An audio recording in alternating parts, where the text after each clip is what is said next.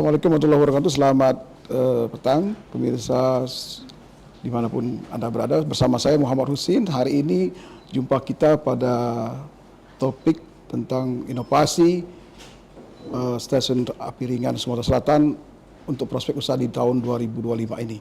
Hadir bersama kami di sini adalah Bapak Rode Paulus.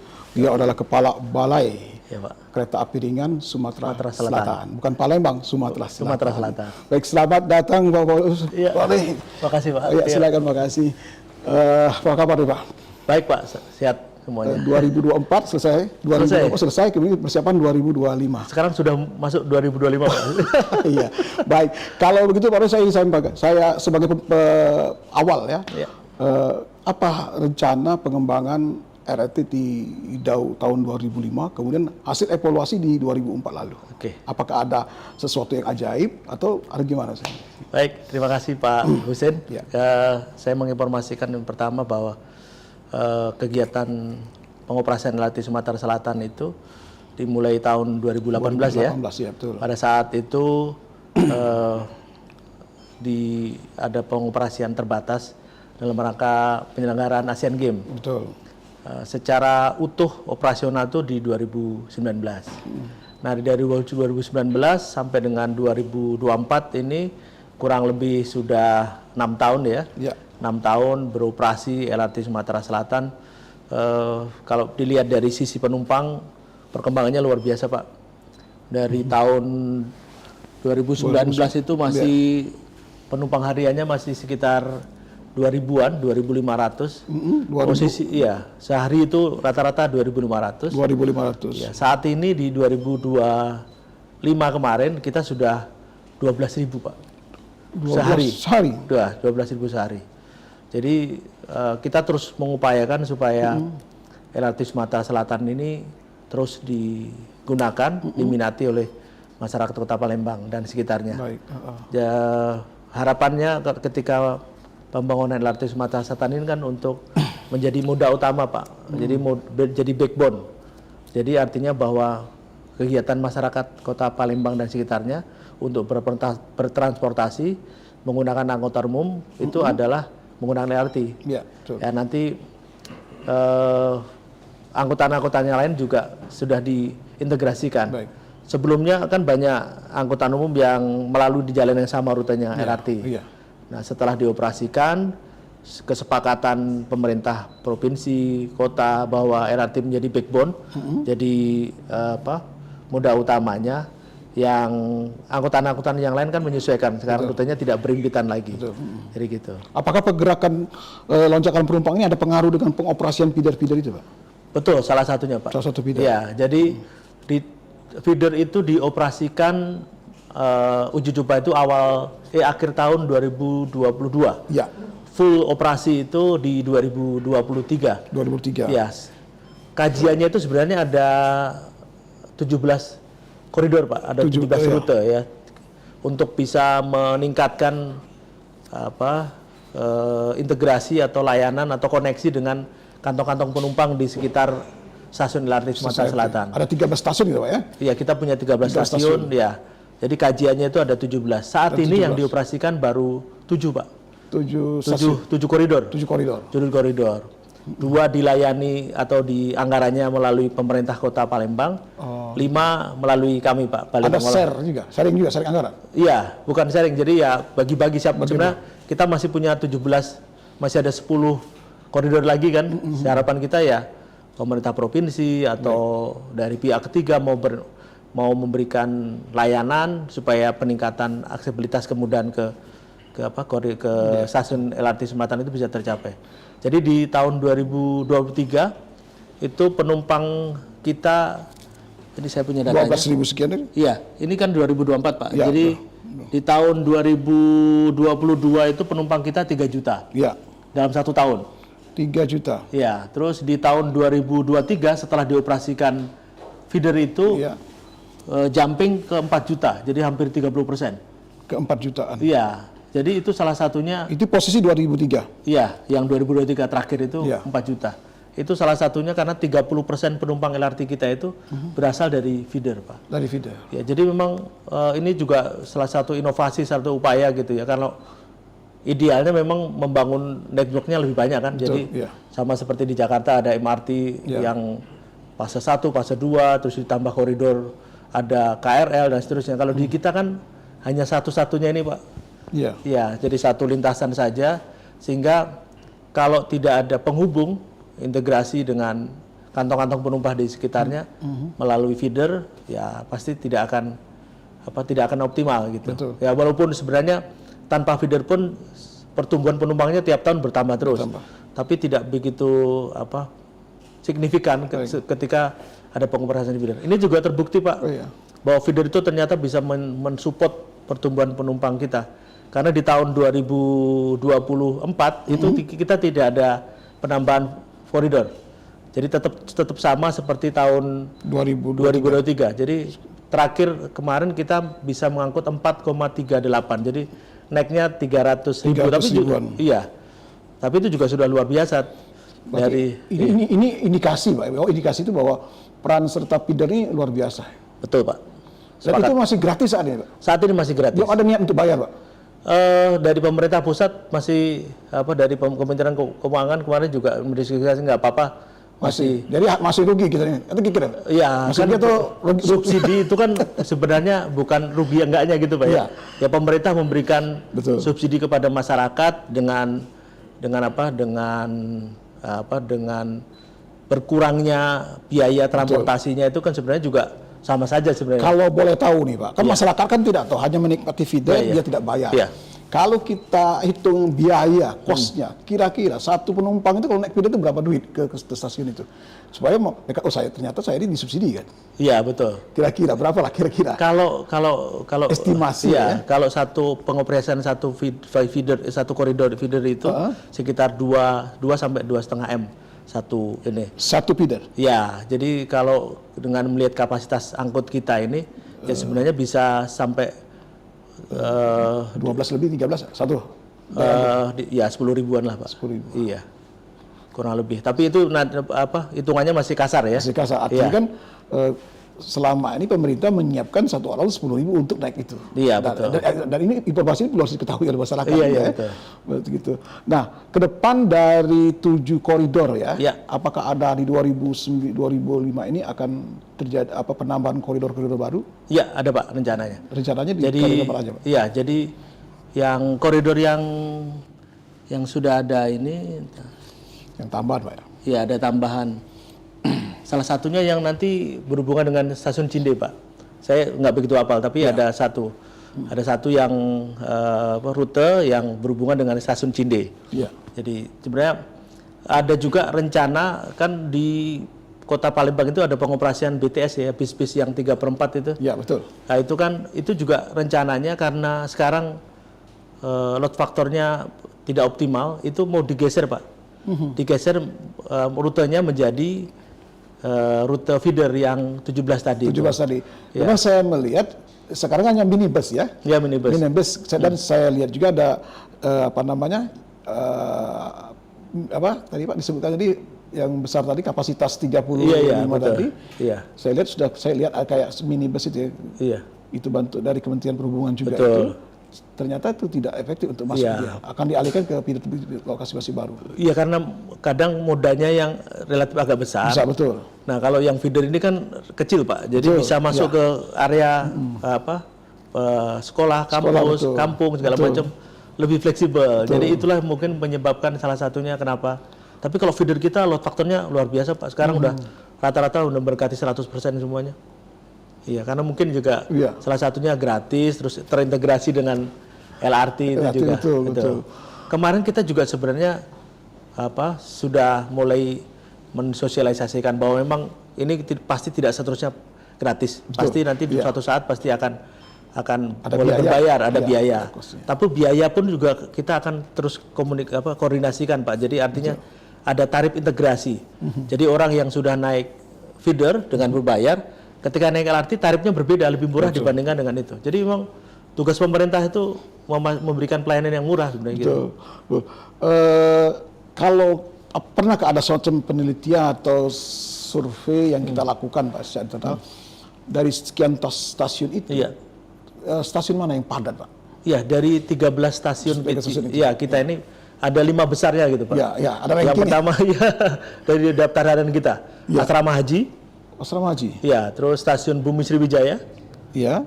terus stasiun Ampera, terus stasiun Polresta sekarang, Oh, Polresta ya, betul. Polrestabes, terus terakhir stasiun DJK yang di ujung Pak, yang di OP Mall itu. Yang di JK itu. Ya, itu sekarang itu ada 5 besar stasiun kita yang penumpang hariannya yang naik turun di situ begitu. situ. Ya. Bandara tidak termasuk, Pak? Bandara relatif ini karena menyesuaikan orang ke sana kan hanya mau ke bandara saja Pak ya. Iya, betul. Iya. Tapi ya ada tapi nggak sebesar yang ada 5 stasiun tadi saya sebutkan. Nah, kalau kembali ke pertanyaan belakangan, Pak, kan selama ini stasiun-stasiun itu boleh dikatakan belum termanfaatkan secara maksimal, optimal ya. Ke depan gimana? Apakah ada semacam galeri-galeri atau kawan-kawan lain itu, Pak? Iya. Kami dari Balai Pengelolaan Kereta Api Ringan Sumatera Selatan itu mengupayakan Pak. Ya. Jadi kami sudah BLU, Badan Layanan Umum. Jadi semua aset yang kita miliki itu diharapkan bisa dioptimalkan, bisa bukan dikomersilkan. Jadi diambil manfaatnya. Diambil manfaatnya untuk menambahkan pendapatan, bisa mengurangi subsidi ya sebelumnya itu. Jadi semua stasiun kita ini sudah terbuka Pak. Jadi baik UMKM, baik pemain ekonomi yang menengah ke atas untuk bisa berinvestasi di stasiun-stasiun kita. Sekarang UMKM sudah banyak Pak. Jadi kalau stasiun mana aja coba kira-kira? Semua stasiun sudah dibuka. Hampir semua ada UMKM-nya. Hampir semua ada UMKM-nya. Jadi dan itu juga sama ini masih tarifnya masih karena apa kita sesuaikan gitu ya, masih murah gitu. Jadi ada UMKM, terus ada juga kita juga menawarkan sebenarnya namanya naming right Pak. Jadi stasiun yang diberikan nama sesuai dengan pihak ketiga yang mau berinvestasi. Kalau di MRT Jakarta itu kan ada stasiun Grab Lebak Bulus gitu ya. Jadi siapa tahu nanti ada Bukit Asam. Oh, bisa terbuka? Terbuka, jadi semua gitu, termasuk pilar-pilar kita kan banyak Pak dari dari DJKA sampai bandara itu ada sekitar 900-an pilar itu. Itu kita bisa manfaatkan sekarang dalam proses Pak. Iya, saya berpikir gini Pak, kenapa tidak dimanfaatkan pilar-pilar yang sudah ada dengan semacam bisa juga ini saya coba sharing dengan beberapa masyarakat umum ya. Iya. Dengan pemanfaatan pilar-pilar itu setidaknya bisa menjaga ketertiban dan kebersihan baliho-baliho yang ada di kota, Pak. Oh iya, betul. Tidak lagi tiang yang tinggi gitu ya. Iya. Dengan tiang-tiang standar itu. Jadi sudah seperti itu. Kan sekarang ini justru pelang baliho, Pak. Iya. Dan itu juga dan daya dukung dan daya tahannya kalau ada angin bisa tebal. Iya, betul. Itu gimana nanti Pak kerja? Ya sudah Pak, sudah kita sedang berproses. Jadi ada di jalan nasional, jalan provinsi sama jalan jalan provinsi sama jalan kota itu sudah dapat izin. Nah yang jalan nasional ini sekarang lagi berproses Pak. Kota sama provinsi ada izin? Sudah dapat izin, segera bisa dimanfaatkan. Sudah ada yang minat Pak belum? Kita sudah kontrak dengan pihak ketiga Pak. Jadi pihak ketiga yang proses lelang itu, siapa yang mau berminat. Kapan itu bisa mulai nih Pak? Bisa kemungkinan? Semoga tahun ini bisa dimulai Pak. Dalam bentuk LED atau? Ya kita pilihannya memang jangan kalau dari sisi komersil pasti pengennya ada LED berwarna, tapi juga mempertimbangkan safety Pak. Jangan sampai pengemudi hilang konsentrasi karena terus warna lampu yang terlalu menjauh. Jadi memang sedang dalam pembahasan ada beberapa jenis media yang tetap menarik tetapi juga bisa mempertimbangkan safety tadi itu. Tidak mengganggu pengemudi yang lain. Betul Pak. Itu kalau terbukti luar biasa itu. Iya. Sekarang Bapak kalau misalkan lihat di stasiun Ampera itu, yang di jembatan Ampera itu kan ada, mohon maaf saya sebut merek ya, mineral itu ya. Itu salah satu juga pendapatan kita Pak. Itu juga sekarang banyak diminati. Jadi karena posisinya tahu sendiri kalau di jembatan Ampera itu kan orang ke Palembang kalau nggak lihat jembatan Ampera kan nggak sah. Iya Pak, sekarang apalagi sekarang ini Ampera itu betul jadi permainan TikToker sekarang. Iya, ikonik bisa live langsung Ampera. Iya betul. Begitu sedang live di belakang RT lewat Pak. Iya. Gitu. Iya. RT lewat. Kan keren ya Pak. Betul. Saya sempat beberapa kali di atas Ampera itu melihat itu. Ternyata yang betul menarik. Dan itu tidak ada di tempat lain Pak, kecuali Betul. di Palembang. Oh iya, LRT Sumatera Selatan itu LRT pertama di Indonesia, Pak. Oh iya Pak. Jadi lebih dulu di Palembang daripada di Jakarta. Iya. Betul, Pak. Nah, kalau lihat ledakan penumpang, Ya. ada penambahan sekitar 300.000 dari 2, sekian ke 4 jutaan, kemudian ada penambahan di 2000 terakhir ini ada sekitar 300.000. Kemudian ada tadi diceritakan bahwa ada upaya pengembangan pengoperasian sejumlah koridor baru dengan pemanfaatan bus-bus yang ada, minibus yang ada. Nah, pertanyaannya yang menjadi kekhawatiran di publik misalnya, kalaupun itu terjadi penambahan, apakah ada penambahan rangkaian kereta? Ini nih Pak. Saat ini Pak, kalau dilihat secara keseluruhan, Ya, kapasitas kita ini masih 35% Pak, dari seat yang ada. Iya, jadi memang masih ada jam-jam tertentu yang masih lengang, lengang Pak. Tapi kalau memang dilihat pertumbuhannya terus meningkat, pasti ada rencana untuk bisa menambah rangkaian keretanya. Saat ini kita punya 8 transit Pak, 8 transit yang dioperasikan daily itu 6 transit. Jadi perjalanannya kurang lebih 47 menit, jarak antar keretanya itu sekitar 18 menit. Jadi sebenarnya ya nggak terlalu lama menunggunya lah Pak, tapi udah pasti. Jadi itu kelebihan dari LRT Sumatera Selatan itu kan adalah angkutan yang memiliki kepastian jadwal dan seterusnya.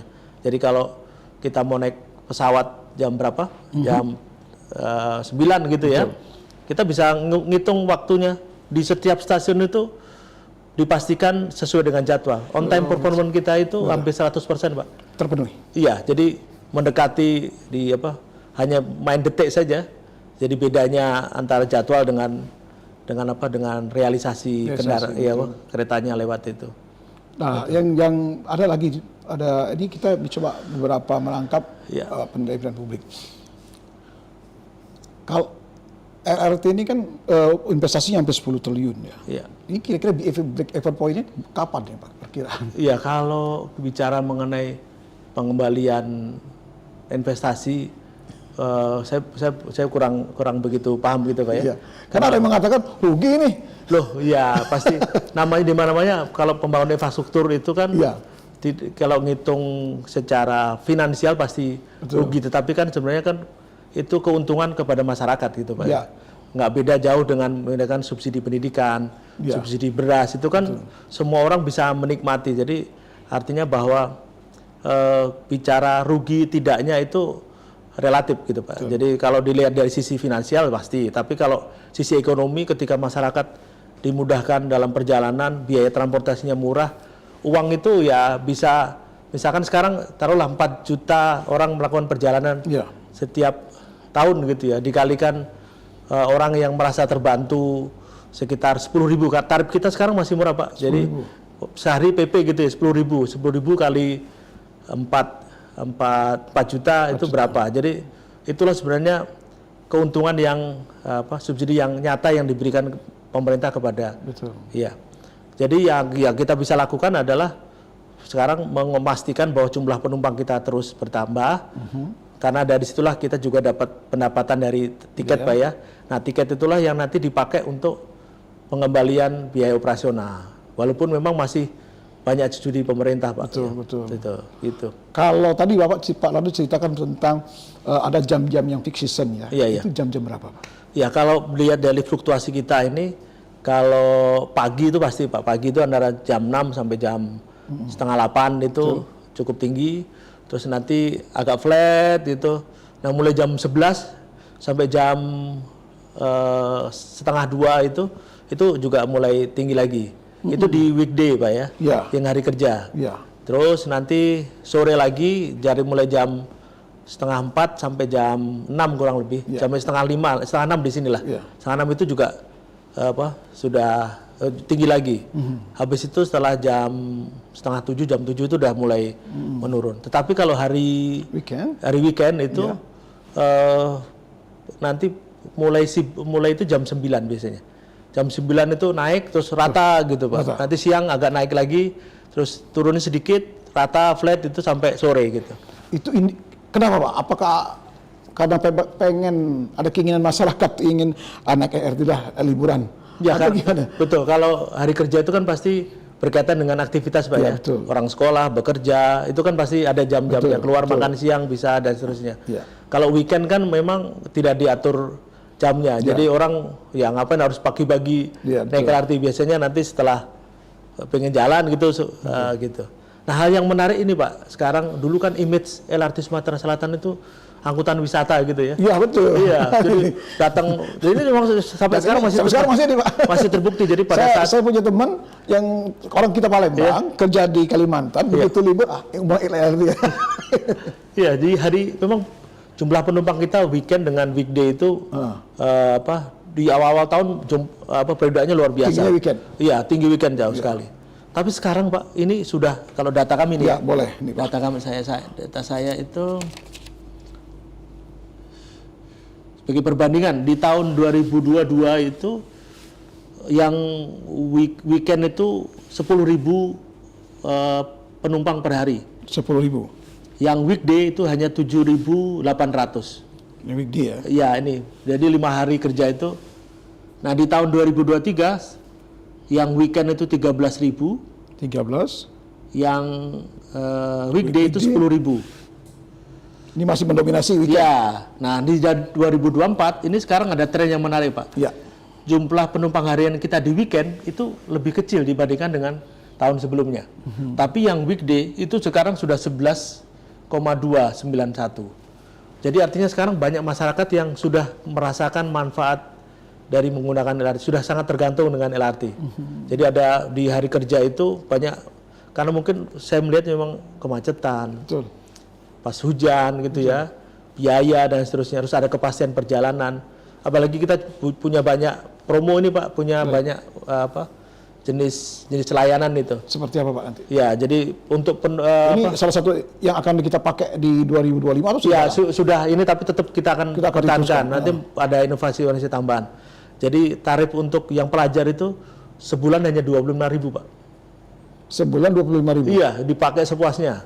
Untuk yang Dipakai sepuasnya dia betul-betul Pak. ya boleh, Pokoknya sebulan. sebulan dia. Oh gitu. Ya, untuk yang pegawai itu ASN itu 150.000 per bulan.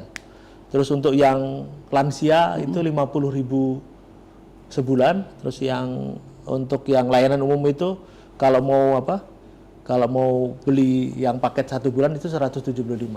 Ini tujuannya untuk Semakin mendorong masyarakat untuk Naik naik LRT. Karena di luar negeri pun juga seperti itu, Pak.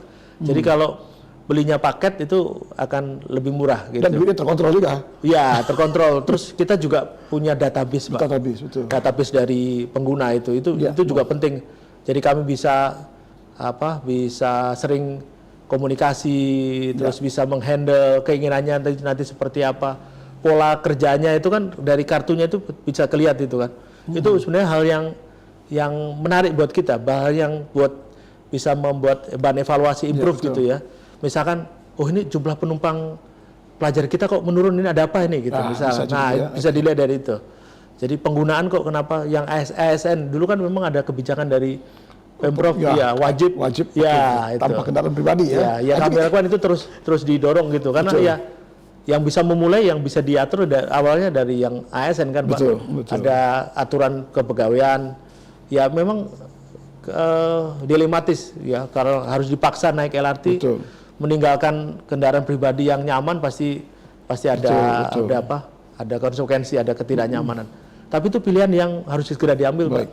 Sekarang di Jakarta kan angkutan umum digiatkan, ditambah itu, tapi kebijakan manajemen lalu lintasnya kan mulai diberlakukan. Betul. Ada dulu 3-in-1, sekarang ada ganjil genap, parkir mahal. Itu memang hal yang mau nggak mau pilihan yang harus dipilih. Memang dikondisikan. Iya, di kota-kota di negara maju segala pun semuanya sudah seperti itu. Kalau kendaraan pribadi itu dibiarkan, disuruh kompetisi dengan angkutan umum, ya pasti menang kendaraan pribadi. Jadi memang harus ada intervensi pemerintah.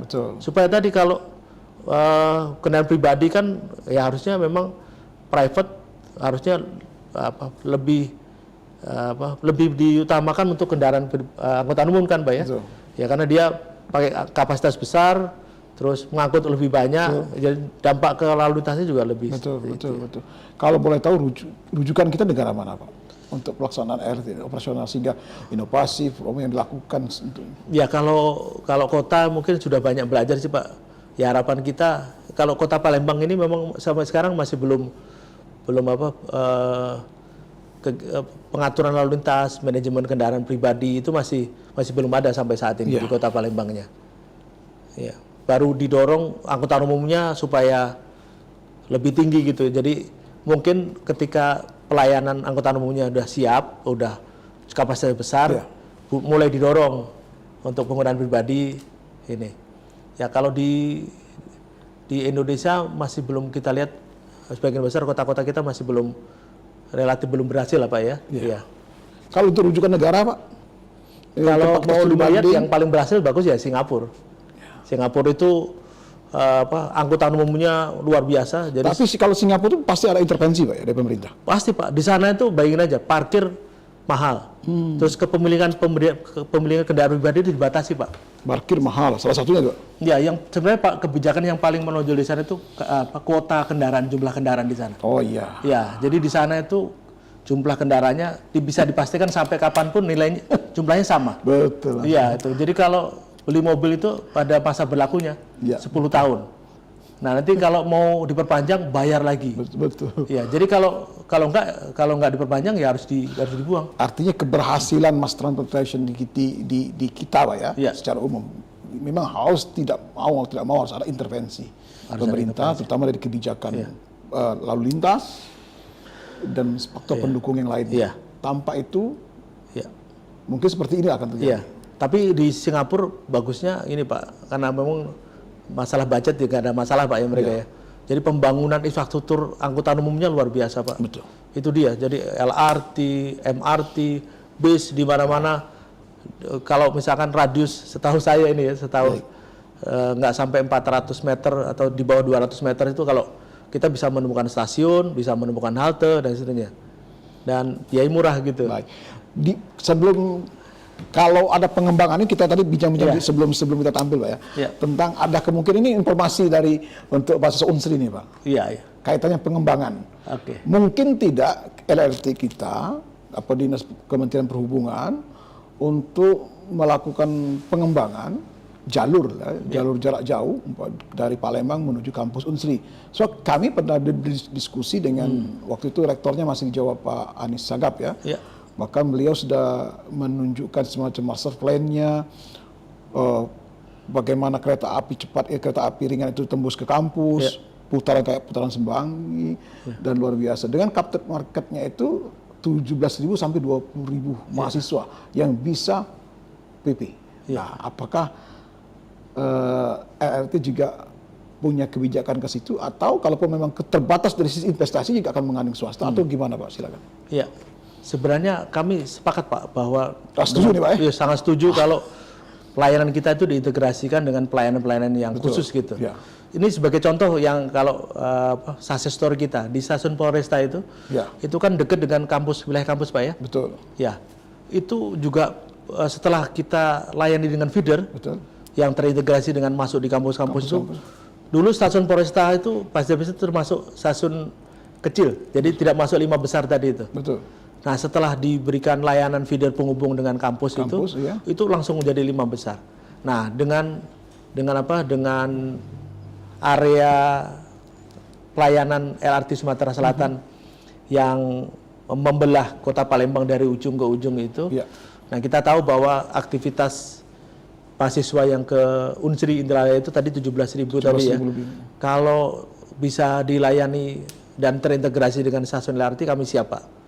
Jadi nanti misalkan bus yang langsung terkoneksi dengan stasiun kita, berhenti naik turun di stasiun kita, itu pasti nanti kami akan dukung. Untuk tahap awal ini kita kerjasama dulu Pak ya. Bisa katakan ada upaya komunikasi dengan POC misalnya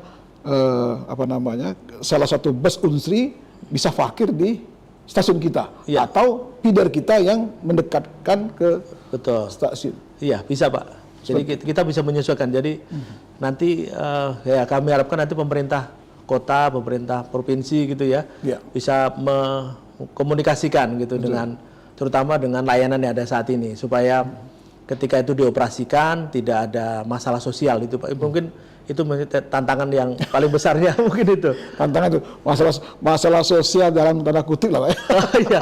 Bapak nanti bisa cari informasi lebih dalam tentang itu. Kira-kira mau tidak pemerintah? Ini ada gubernur baru, wali kota baru nih. Ya, gubernur baru. Kalau melihat komitmen beliau gitu Ya. kemarin pada saat Pak pimpinan Kementerian Perhubungan hadir di Ya, betul. Kota Palembang dalam rangka monitoring Nataru, komitmennya sebenarnya tinggi Pak. Ya. Sudah masuk dalam pembahasan itu, jadi ya banyak opsi Pak ya. Betul. Misalkan dulu ada kereta Indralaya, itu bisa diaktifkan lagi, ditambah integrasi dari stasiun lama ke kampusnya. Ya, mungkin tapi itu biaya investasinya mungkin tidak bisa 1-2 tahun ini. Tapi paling mudah misalkan bus-bus disiapkan bus khusus gitu. Layanan bis Namri sekarang jam layanan bisa ditambah itu ya langsung ke Indralaya terhubung dengan stasiun-stasiun kita pasti kita siap Pak. Apakah, nah ini lagi, dulu kan kita pernah ada semacam Kertaraya Pak, Indralaya ya, iya betul. Angkutan mahasiswa. Apakah itu masih bisa dipakai lagi atau supaya lebih menarik kereta api itu masuk ke dalam kampus? Iya betul Pak. Jadi kalau jaringan prasarananya, relnya itu masih ada. Masih ada. Yang jadi tantangan sekarang keretanya. Keretanya kan sudah diserahkan ke pemerintah provinsi. Betul. Punya Pemprov Pak ya. Sekarang ya. ini statusnya. Iya betul. Kami dapat informasi memang sarannya belum siap dioperasikan lagi. Jadi memang harus diperbaiki Pak. Itu aja. Kalaupun terjadi bisa nembus bisa Pak, memungkinkan rel itu masuk ke kampus. Posisi terakhir prasarana yang ada itu stasiunnya memang di luar kampus. Di luar kampus. Iya. Karena dulu memang tidak diminati, alasan mahasiswa. Salah satunya turun. Iya. Ke kampus jalan kaki lagi. Iya, masih jauh, Pak. Ya, kita ini kan kepengennya lu masuk kampus. Iya. Iya. Itu bisa dilakukan. Bisa Pak. Sebenarnya kalau ada komitmen terus ada pembiayaan gitu pasti bisa. Tapi melihat potensi 17.000 tadi seharusnya memang harus bisa ada komitmen bersama untuk bisa mewujudkan Pak ya. Betul. Baik, apalagi yang ingin yang diinginkan oleh masyarakat saat ini kan Pak, ya bahwa LRT ini kan satu kebanggaan ya, moda transportasi massal, kebanggaan warga Kota Palembang ya. Iya. Nah, terutama dan kalau anak-anak melihatnya ada kereta terbang lah Pak ya. Iya. Kereta pucuk orang bilang. Kereta terbang, kereta pucuk gitu ya. Dan itu sangat menarik. Ya diharapkan juga dari masyarakat juga, dari beberapa yang kita masuk dari beberapa netizen juga yang masuk dari beberapa media sosial kita juga mengatakan bahwa perlu memang ada pengembangan LRT itu ke depannya Pak. Iya.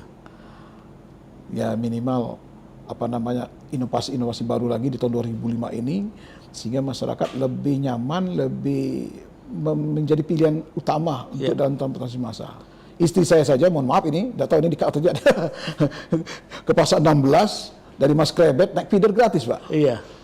Langsung ke pasar 16, turunnya lagi gitu. Kalau dulu sebelum ada feeder diantar dulu ke stasiun. Sekarang nggak lagi dia. Ini salah satu kan bagian membantu membantu masyarakat untuk itu.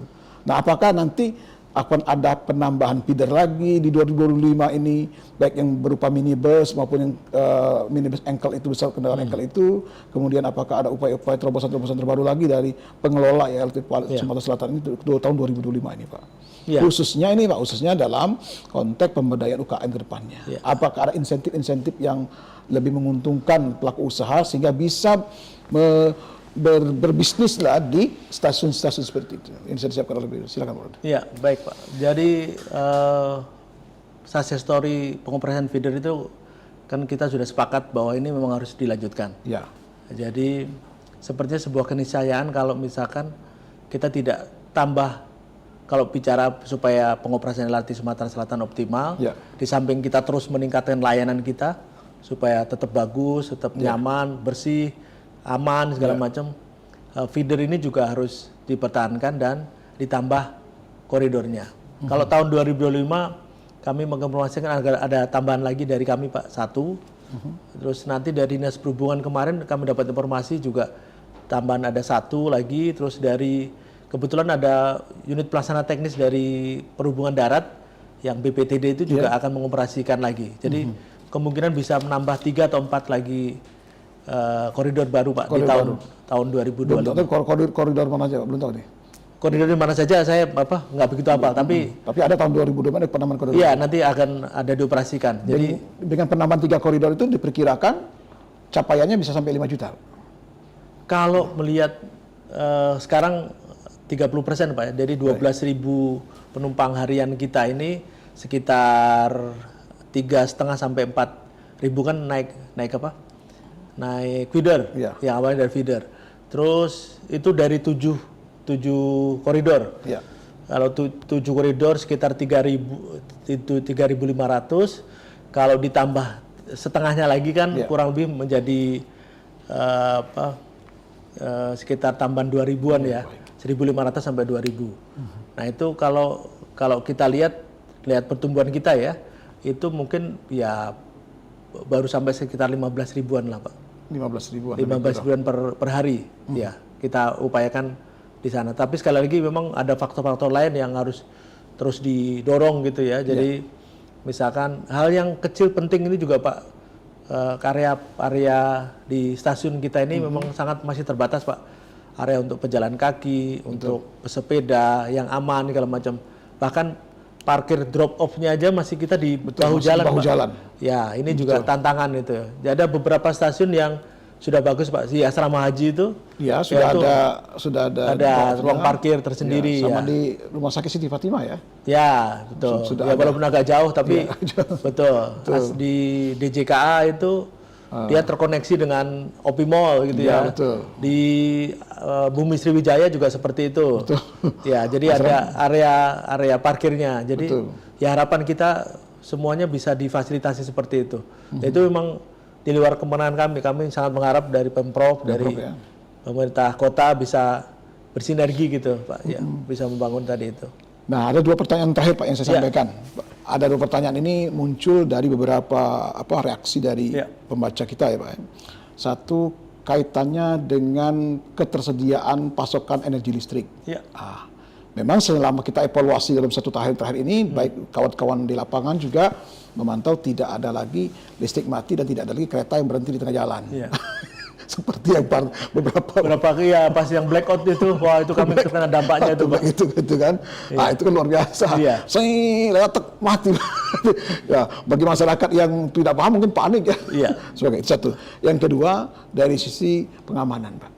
Memang teman-teman kami yang berada di desk kriminal juga mencatat bahwa tidak ada kejadian yang di seputaran RRT ya, baik itu copet, penodongan dan sebagainya. Hasil evaluasi teman-teman di desk kriminal seperti itu tidak ada.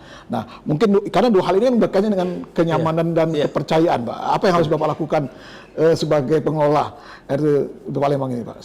Pertama, kalau listrik ini memang kita memastikan bahwa walaupun pengoperasiannya menggunakan sumber listrik, ketika ada blackout, ada listrik pasti, sistem pengoperasian kita aman Pak. Jadi pada saat mati gitu ya, atau misalkan ada kejadian di salah satu stasiun itu kita ada punya segmen-segmen gitu, jadi bisa dimatikan, jadi bisa keluar melalui kereta, terus kan di sepanjang koridor itu ada jalan, jadi menuju ke stasiun terdekat, jadi Pak dipastikan aman. Terus terkait dengan secure ya Pak, secure. Jadi kami terus mendorong Pak, kami memastikan bahwa frontline kita, tenaga-tenaga kita itu benar-benar peduli, CCTV kita benar-benar beroperasi dengan baik, sehingga ya puji syukur alhamdulillah Pak, sampai dengan sekarang tidak ada kejadian pelecehan seksual, terus pencurian, bahkan ada barang hilang itu hampir pasti bisa dikembalikan Pak. Barang hilang Pak? Iya, barang hilang. Pernah terjadi? Pernah terjadi Pak, barang hilang itu ditemukan. Jadi kita juga memberikan reward manis kepada petugas kita Pak. Jadi kalau menemukan barang milik penumpang terus disimpan, dikembalikan, itu kita pasti. Itu kemana masyarakat harus lapor Pak? Kita punya banyak ini Pak, banyak platform untuk pelaporan itu. Jadi ada ya di medsos kita, ada. Tapi yang kehilangan orang Pak ya? Kehilangan barang maksudnya? Kehilangan barang. Bukan kalau kehilangan orang nggak diganti? Ya enggak. Kehilangan orang biasanya harus dicari siapa yang pemilik hatinya. Saya pikir Bapak bisa mengganti kehilangan orang Pak. Gitu. Ya sejauh ini memang kita tidak pernah ada keluhan gitu ya. Jadi kalau pernah ada kejadian ada dompet hilang, Dompet gitu, hilang. Terus dia merasa hilangnya itu di dalam LRT gitu. Iya. Dia protes, wah ini ada kemalingan. Terus akhirnya kita cek melalui CCTV kita. Iya. Ternyata mohon maaf temennya yang mencuri. yang iseng itu. yang iseng. Iya, jadi kita upayakan Sampai sedetail itu ya? ya sampai di situ itu Pak. Sejauh ini kita memastikan frontline kita doktrin, kita latih gitu. Sebagai bentuk bentuk upaya kita meningkatkan layanan itu. Betul. Tahun ini kita dapat 2 penghargaan Pak. Dari Menpan RB itu Kementerian Menpan RB tahun ini kita dapat pelayanan publik prima Pak. Jadi masuk 5 besar di seluruh kementerian di kementerian dan lembaga. Itu RT Palembang. RT Palembang Pak. Jadi di Kementerian Perhubungan cuma satu-satunya yang Iya. dapat penghargaan itu. Terus yang kedua kemarin juga dari Menpan RB untuk pelayanan kaum rentan. Kita sudah dapat predikat terbaik Pak. Maksudnya Pak ini kaum rentan? Kaum rentan itu jadi penumpang yang difabel, Gitu. yang usia lanjut, terus yang menggunakan kursi roda segala macam. Semua fasilitas kita didesain untuk bisa melayani semua itu dengan baik. Betul, betul. Ya, termasuk kita punya petugas Pak, petugas layanan itu yang dari teman-teman Difabel itu ya. difabel juga. Jadi yang tunarungu itu dia kita angkat jadi pegawai di kita. Jadi kalau ada teman-teman mereka yang ini berkomunikasi mereka bisa gitu. Nah, Iya. Terus alat-alat kita juga seperti itu. Jadi lift, eskalator, memastikan. Bahkan Pak kalau yang teman-teman yang tunanetra itu, betul. kalau misalkan dia naik LRT, memang kita memberikan kemandirian karena di semua stasiun kita ini lantainya sudah ada guiding block-nya. Guiding block itu ya? Iya, sudah Betul. ada. Tetapi petugas kita pasti akan proaktif. Jadi ditanya mau kemana, nanti ketika naik LRT sudah naik, ada komunikasi dengan Di atas. di stasiun yang akan dituju. Dengan bahkan di foto ini bapak ini, nah ini turun di sini tolong dibantu sampai keluar. Jadi seperti Betul, itu. sampai seperti itu. Iya, betul. Dalam umrah pelayanan. Iya, untuk meningkatkan layanan. Karena memang karakteristik penumpang LRT Sumatera Selatan itu berbeda dengan di Jakarta, Pak. Gimana Di Pak? sini itu tipenya tipe choice. Karena ada 2 tipe penumpang angkutan umum, ada captive sama choice. Kalau di Jakarta itu sebagai besar captive, jadi itu nggak ada pilihan. Jadi kalau naik angkutan KRL dibandingkan dengan kendaraan pribadi pasti jauh lebih murah naik KRL misalkan. Ada kepastian harga murah dan seterusnya. Jadi dia pilihannya satu-satunya. Tapi kalau di Palembang itu choice. Jadi kalau misalkan pelayanan LRT nggak bagus, nggak ada kemudahan, nggak ada kepastian, kenyamanan, mereka akan pindah. Ini pertarungan Pak Laud. Betul. Jadi kami memang harus terus mengupayakan semua petugas kita ini di samping memang kompeten gitu ya, ada pelatihan terus untuk bisa memberikan layanan, termasuk ramah dan seterusnya. Ini tantangan. Iya, tantangan. Apalagi kita tahu sendiri karena sendiri orang Palembang gitu ya. Iya. Jadi petugas-petugas kita ini juga. Iya, betul Pak. Iya. Latihan senyum, berbicara dengan bahasa yang yang tidak menyakitkan, itu walaupun itu sangat sensitif sekali. Iya, betul. Jadi karena dia sifatnya choice tadi, mau tidak mau kita harus itu. Iya, Pak. Baik, kalau begitu pemirsa, mungkin ada closing statement nih Pak. Iya. Yang pengen Pak sampaikan untuk pemirsa kita dalam rangka persiapan menginovasi pelayanan RT Sumatera Selatan ke depan untuk menjadi lebih baik. Silakan Pak. Iya, baik. Jadi mari bersama-sama kita masyarakat Kota Palembang dan sekitarnya. Sekaligus menjawab Pak, kenapa namanya kok LRT Sumsel? Ya. Karena wilayah operasinya itu tidak hanya di Kota Palembang, Pak. Betul. Jadi sampai Banyuasin juga. Iya, betul. Jadi makanya LRT Sumsel. Jadi ya kita bersama-sama menjaga pengoperasian LRT masa selatan ini bisa terus terjaga di masa mendatang dengan jumlah penumpang yang terus meningkat. Kami juga akan memberikan pelayanan yang terbaik, inovasi-inovasi yang terus kita lakukan, yang sudah ada saat ini, ada EduTrip, ada EduWisata, jadi ada kegiatan-kegiatan yang terbaru sekarang yang contoh Pak, nanti kita tahun-tahun kemarin kita sudah lakukan itu misalkan yang cosplay Betul. terus yang e-sport itu segala macam. Stasiun kita buat dengan desain-desain tertentu sehingga datang ke stasiun itu tidak hanya karena naik LRT, tapi juga ada aktivitas. Betul. Ada pojok baca digital yang kerjasama kita dengan Pemprov, dengan Dinas Kepustakaan, ada juga pojok kreasi. Jadi kita menyiapkan tempat Pak buat pengamen-pengamen yang terbaik tampil di stasiun gratis Pak gitu. Mereka bisa mendapatkan pendapatan dari situ gitu. Jadi kita terus meningkatkan layanan ini, dan kami sangat berharap juga peran serta pemerintah daerah Pak. Betul. Ya, terutama terkait integrasi keberlangsungan feeder, terus integrasi dengan layanan-layanan yang lain gitu ya. Bahkan kalau memang harus ada upaya lebih supaya tadi yang ke Unsri itu bisa dilayani langsung. Betul. Kami siap Pak, dari sisi LRT siap kapan saja diintegrasikan, nanti ada bis yang atau kendaraan atau feeder yang bisa dilayani langsung dari stasiun kita, kami siap. Baik, itu baik. Ada lagi, baik.